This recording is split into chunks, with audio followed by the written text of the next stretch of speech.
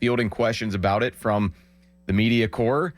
Figure there's not really a lot going on after what Russell Wilson was able to do Sunday night, and yet still some carryover, some spillover from last week's playing coy, keeping it in-house, whatever you want to call that tact from Tomlin. And yeah, I thought that was a good observation by you, that even though there's not as much suspense going on right now, still kind of a little interesting nugget there that he didn't want to acknowledge, essentially, that Justin Fields has gone to the bench. But that's reality. Right. There is no more mystery. But I think this stems to his production meeting with the NBC guys the other night. That was interesting again. Well, I guess 2 weeks ago, it was Russell Wilson's own words that kind of made headlines out of that pre-production meeting. But yeah, what were they 2 weeks ago? Refresh my memory on that. He was healthy and ready to play. Yes. And win the 7th, of course, was also mentioned. Win the 7th, which has become a saying now. This week it was, if you were watching the broadcast the other night, Collinsworth was recounting their production meeting with Tomlin. Yeah, they both were. And Tirico, yeah. And they said Tomlin told them both are capable of being our number one quarterback. It's going to be determined on the grass. When, I don't know. We'll know when we get there. He doesn't want to yet fully commit. I'm sure he just wants to see a few more weeks, because here's why. Here's why he doesn't want to fully commit just yet publicly. Because of what Collinsworth said Tomlin told them at the end of the production meeting, which was this, and these are Collinsworth's exact words. The final point was, he said, if I go back to Justin, it's over. We're staying there.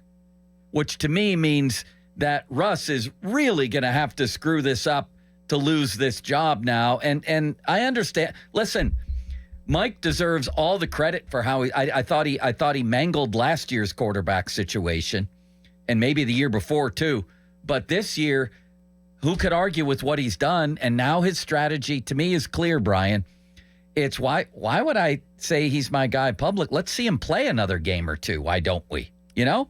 So far, so good with Tomlin's feel for this quarterback situation. Absolutely. And yeah, I mean, even throughout that presser, I mean, every time a question about something Russell Wilson does well, he didn't want to go over the top in praising him. And sort of some of that's sort of just Tomlin speak, right? I mean, you have to have kind of an all-time historic performance to get a ton of praise from him, or be TJ Watt on some of those. But he did say after the game, he said Russell was, quote, excellent. Yeah, that's a big superlative for Tomlin. Yeah. Was some of this sparing Fields, do you think, in not going over the top on Russell?